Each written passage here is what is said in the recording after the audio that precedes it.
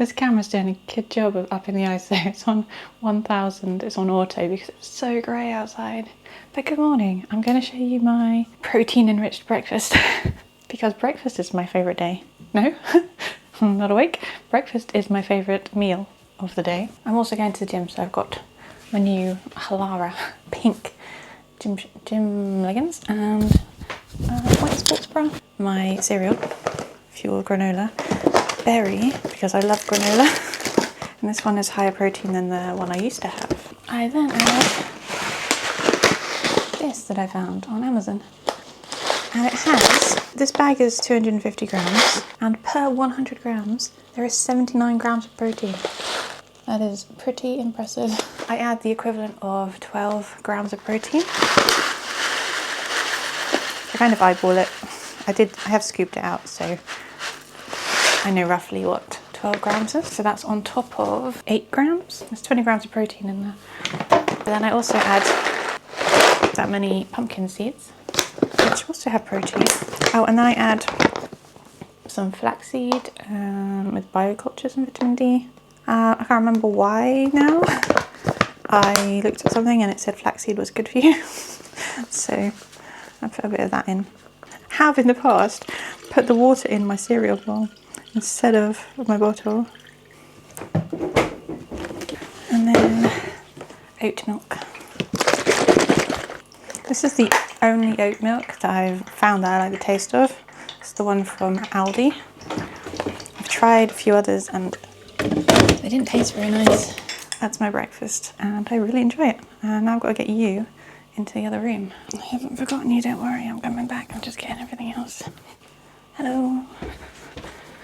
Also, I dared to have some cheese and yogurt, and now I have a spot because cheese and yogurt doesn't like my skin, or vice versa. And we are here. That's why I don't have dairy milk or normal cheese. That's way too tall. I tend to steer clear of dairy products like cheese and milk and yogurt. I still have eggs, although I still find them boring. But yeah, dairy and my skin are not a good mix. I get spots, but I wanted some cheese and I wanted to try a protein yogurt, and yeah, now I've got a spot. Happy days. It is Saturday the 15th, so I'm filming this the day before the video goes on. Funny story. I was contacted by someone I had sent a parcel to. They had ordered one of my ceramics and it didn't arrive, so I went to check the tracking and I couldn't find it. The tracking was not being updated, and we waited for weeks to see if it would arrive because they don't always update the tracking properly. It can take up to a month or 2 months for a parcel to actually get to its destination, which is very annoying. And it was back in June when I had originally posted it. I had to refund Giovanna in Australia for the parcel that never arrived. But yesterday, it got back to me. So this has been somewhere. It could have been on its travels, because sometimes parcels get moved from country to country for some weird reason. This was returned to me July 14th was when it started its journey back, apparently. The order was placed on June the 11th. So within a few days of that, I would have posted it. It started coming back July 14th and it is now November the 15th. I'm going to see if it's intact after that long of a time being in the post office's custody. See how well I packed it and how well they treated it.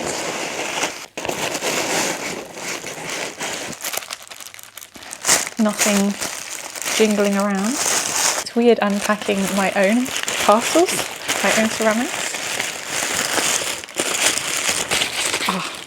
It's intact.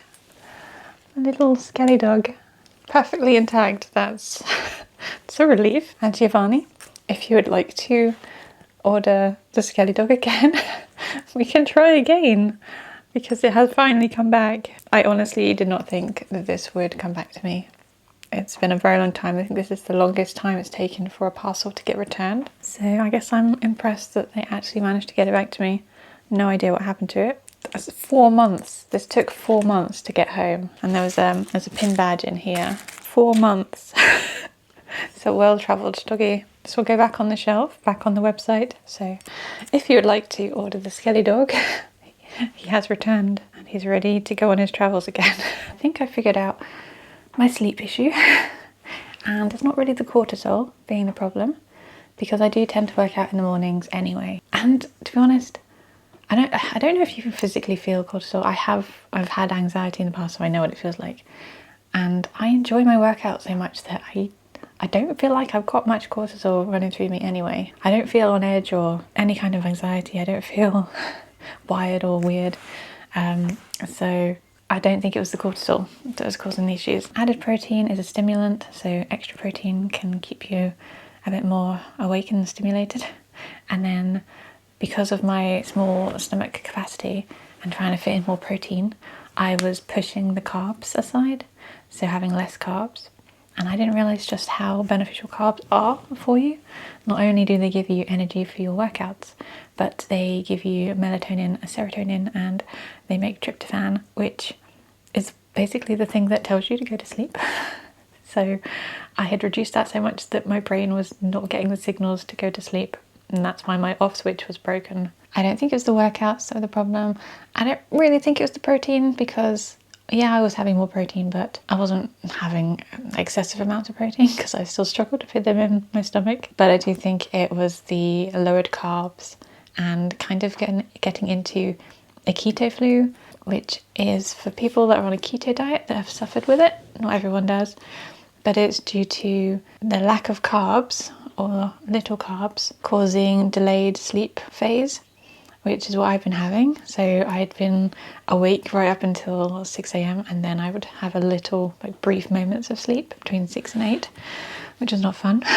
What I've done for the past 3 days, once I realised what I had done wrong, I was basically putting my meals back to how they were before, with extra protein, but with the carbs back in, and managing to put in a little bit extra food in my stomach. Where before, for my lunch, I used to have a wrap with proteins and veggies.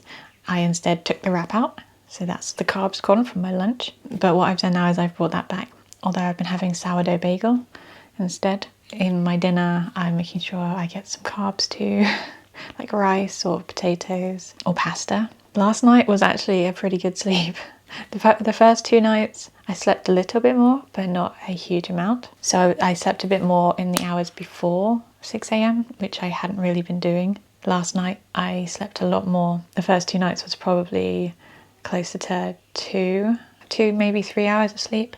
And I think last night maybe I got about 5 hours sleep. So it was a definite improvement. Prior to having the carbs back in, I think I was probably getting maybe 1 hour of sleep for about a week. It's definitely an improvement and I feel a lot better for it today. So yay! It was a weird feeling to describe, being not tired but being exhausted, because I didn't feel tired. I didn't look tired. If I closed my eyes in the middle of the day, even though I'd only had an hour's sleep the night before, I couldn't then fall asleep because I wasn't tired.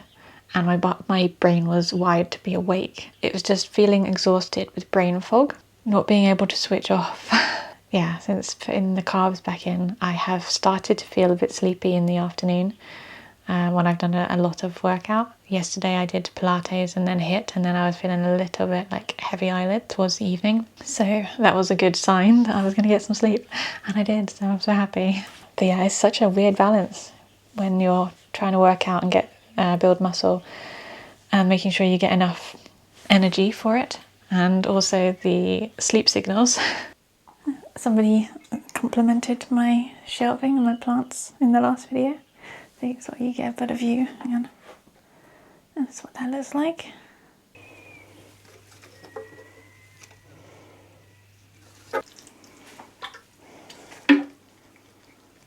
This one actually has bugs.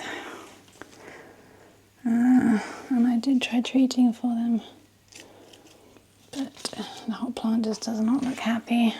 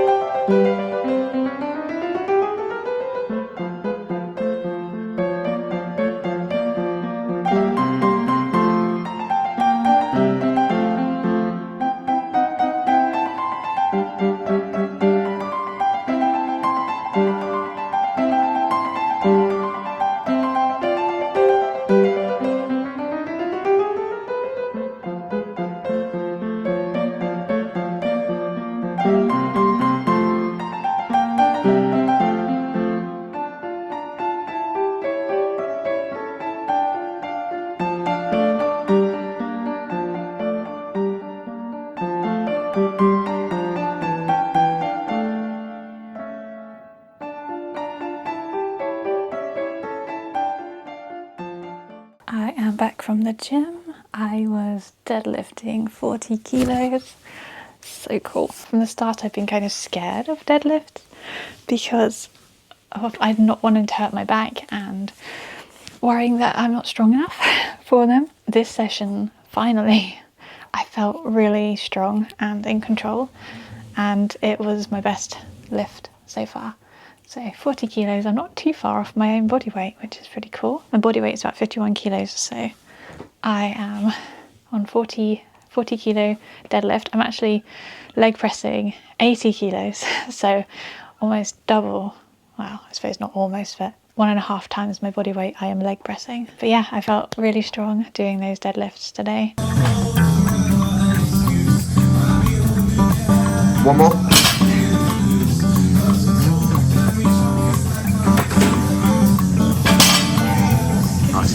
Tried a brand new machine, a lat pull down, and I tried it the conventional way. So this is why I look like I'm sitting weirdly in the machine. He thinks it works better when you sit backwards. I tried it the conventional way where you just sit in the seat and pull down, but I couldn't feel my lats engaging.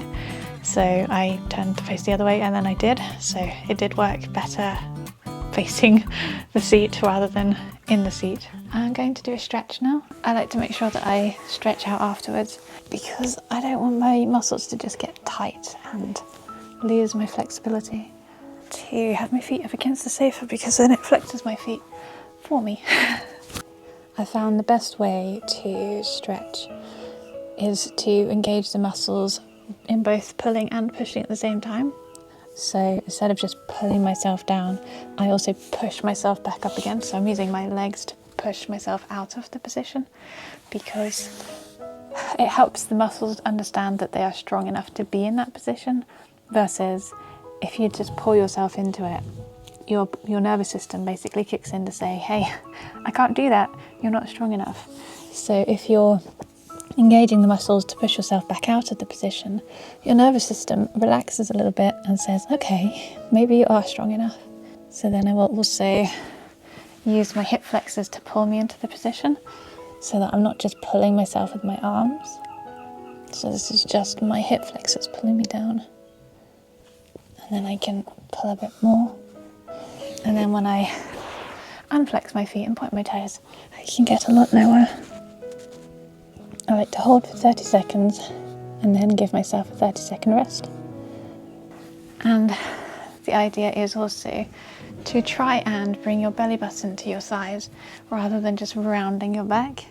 If you straighten your back and try to get your belly button down, it's more of a stretch than just rounding your back. I have more difficulty with the pancake because I have an injury to this muscle, which I did over a year ago now, and it just doesn't want to heal. I gave it a couple months off last year when I first felt it, where I didn't stretch for 2 months, and it didn't recover.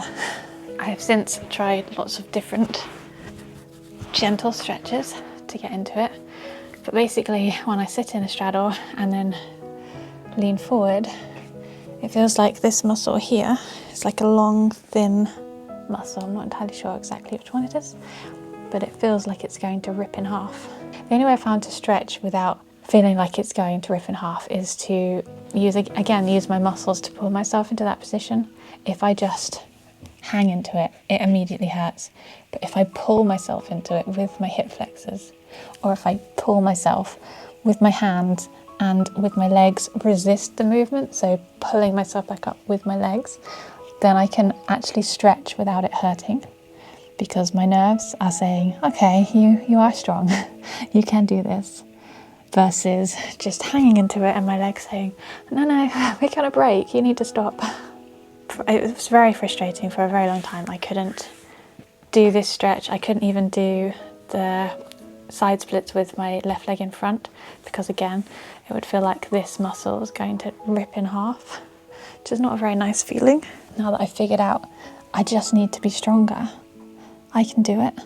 I'm literally just clawing my nails into the carpet to pull myself down with my arms, and with my legs push myself back up again. So all of this is fully engaged, so my muscles are tight all down my legs, even to my feet flexed, in the effort to pull myself back up again, to tell my body I'm strong enough to do this position. But I simply can't just relax into it until I've actually stretched it a little bit, and then I can sit like this.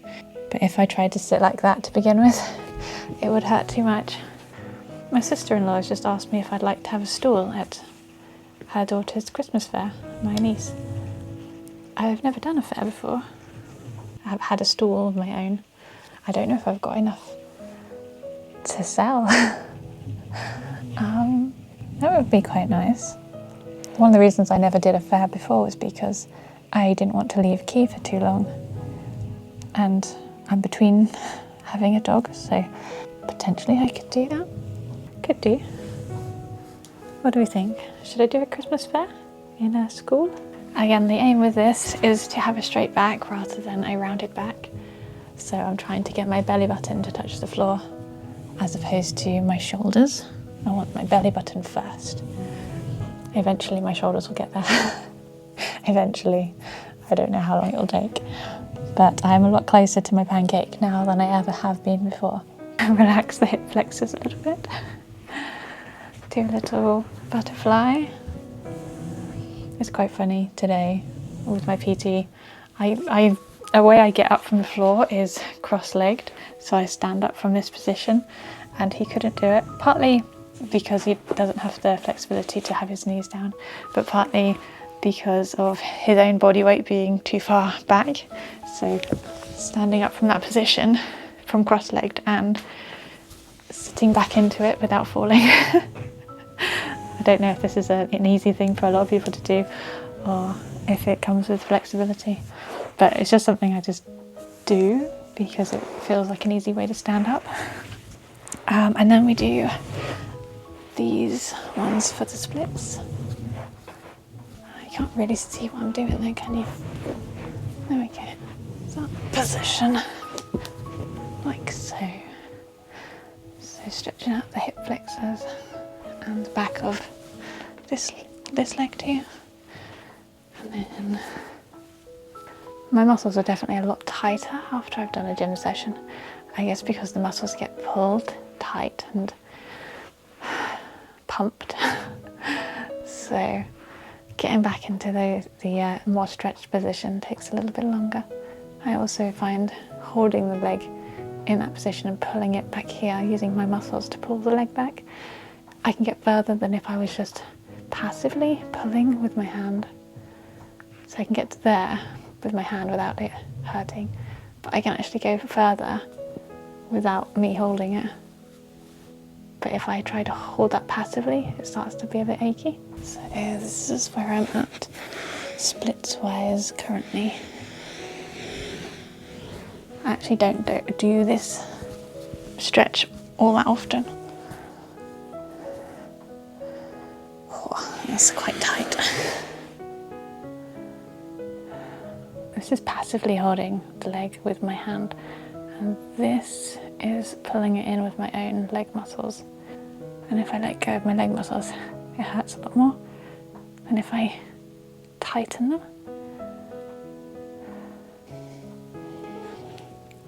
This is where I really need to engage my thigh, otherwise it'll start to feel like ripping. It's just not a nice feeling to feel in your muscle. Let me do a bit of heavy breathing into the microphone. This is actually a really comfortable position. I'm sorry, I'm not trying to do ASMR, but I'm trying not to breathe all over the microphone because it's right there. This is one of my favourite stretches. Just to hang upside down, stretch out the back of my legs, and then using my hip flexors, I'm pulling myself down. So stretch and relax, stretch and relax. Stretch is done. I remember I was going to get myself a protein shake.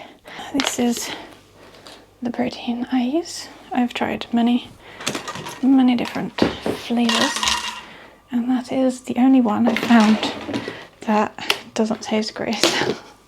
I don't like the ones that taste like milkshake that you mix with either water or milk, because they just taste grainy. But this one's a clear, so it's more like a squash, and it's strawberry flavoured. And I do 2 scoops and a little bit of water. It smells really nice. It's really sticky though. I don't do the recommended amount of water, I just do the amount of water I want to drink. Out of habit, I never click this down because it always scared Key if I did that. So, and that. So I just don't do it. I just hold it and shake it.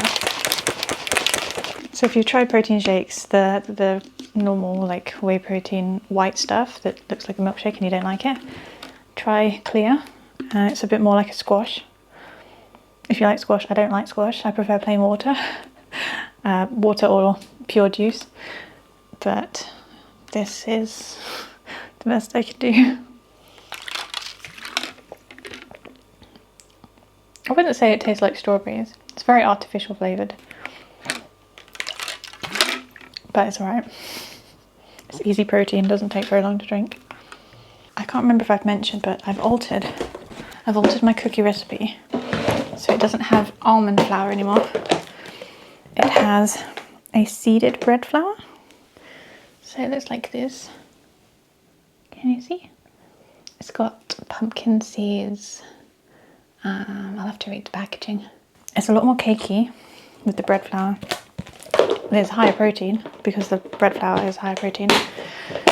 And then you've got the added extra minerals and things from the seeds. This Seed House. Dove's Farm Seed House bread flour. It has, so it's wheat, seed mix, sunflowers, pumpkin seeds, and golden linseed and poppy millet. 14 grams of protein per 100 grams. And I put 300 grams of this flour in. So I take out the self-raising or plain, I can't remember which one it was now, and the almond flour, so the 200 and the 100 just become 300 of this. It's a decent amount of protein, and it's a nice wheaty flour. Very good for you. And I have to admit, my cookies are nicer now. I mean, they were nice to begin with. I like them even more now. I'm also making them slightly bigger because I was only eating 1 a day, so I made them slightly bigger. So not quite as much as eating 2 a day, but a bit more than 1. Look at that, it's almost like the sun. It's a plant light, that one there. Lights up that hanging plant there to give it some daylight because this corner's quite dark, but give me a bit of sunlight. I need to test out a sticker. I made some made in Great Britain stickers for my Munbin label printer. I need to print one out and check it's okay. If it's good to go, then I will turn back on US shipping and then hope the increase in the product price happens and works properly so that I'm collecting the tariff on everything and don't end up losing money. I've had so many people asking to be able to buy from America and I really want to be able to ship there. Hopefully I've set it up right. Hopefully the shipping labels all work. Nice. Welcome to the Munbin printer. Thanks. I think my protein is just gurgling around. So I made this little label, but I made it for a rectangle. And I don't have any rectangle labels. So see if I can just change the shape. I've changed it to that. Maybe the size of the label was wrong. Hey, there we go. Success. I just had the wrong size selected. There, can you see that? It says, made in Great Britain, thank you for supporting my small business. Just thinking of the different things I need to stick it onto.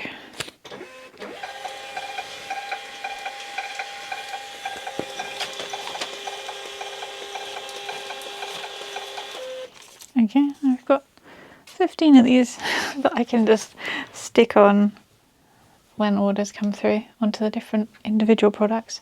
I have almost got the calendar ready. I just need to alter the text on the back of the calendar. I think I should do something to acknowledge that he's not with us anymore. So I need to sort of tweak the text slightly from what it has been. But I've done all the pictures. I've got some puppy ones in there so you can see some when he was younger. I'm here. I don't need you anymore, shush. And I've changed all the dates and everything, so it's pretty much ready to go.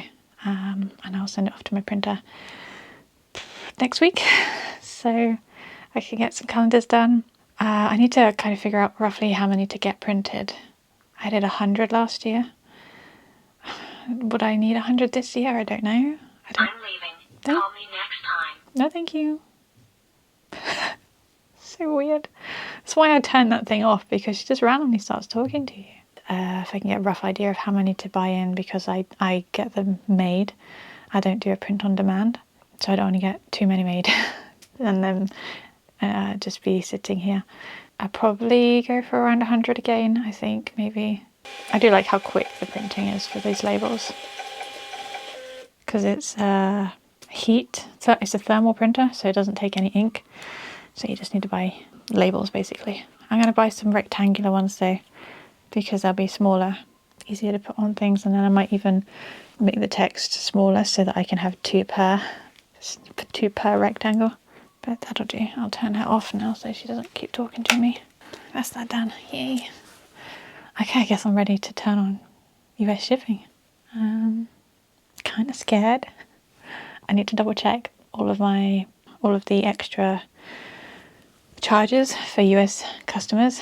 Sorry about that, but it is your government that has made it happen. I wish they would revert it and go back to you having no tariffs to pay.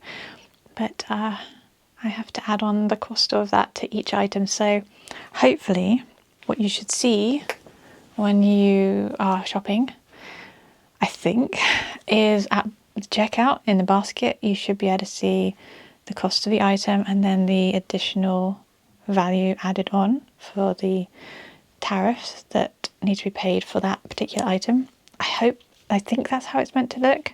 It could be a additional tax charge underneath, so it might not be laid out per item, but might be as an accumulative additional tax under like a subtotal, because I haven't done it yet and I don't so I don't know what it's going to look like. I just hope I've actually done it right, because otherwise I would be undercharging and losing money, which is not good for a business to do. I would love to open up US shipping again, because I do get constant people asking me when I'm going to, because they want to buy something, which is really nice. It makes me so happy that you like my products and you want to buy them. I do want to buy in some more blanket fabric. I actually have excess there. Basically, when I got to the end of my roll, I had slightly too little to do a full blanket. So I'm deciding what to do with it, whether or not to sell it as a slightly smaller blanket, or to cut it up and make maybe a child's blanket, or 2 or 4. I don't know how many I'd get out of it. Obviously they'd be a bit cheaper, but I'd still have a similar amount of work in the sewing. But it seems a waste to just leave it sitting there not doing anything. But I probably won't have any blankets ready for Christmas. But I do have the keychains. I have a few of those that I will list once the US shipping is up and running.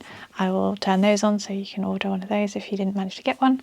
I will hopefully have some mugs done, so I can list those, some paw print mugs. Anyway, I'm rabbiting, taking up video space. In case I don't remember to do an outro, thank you so much for watching. I hope you enjoyed the video, and I will see you in the next one.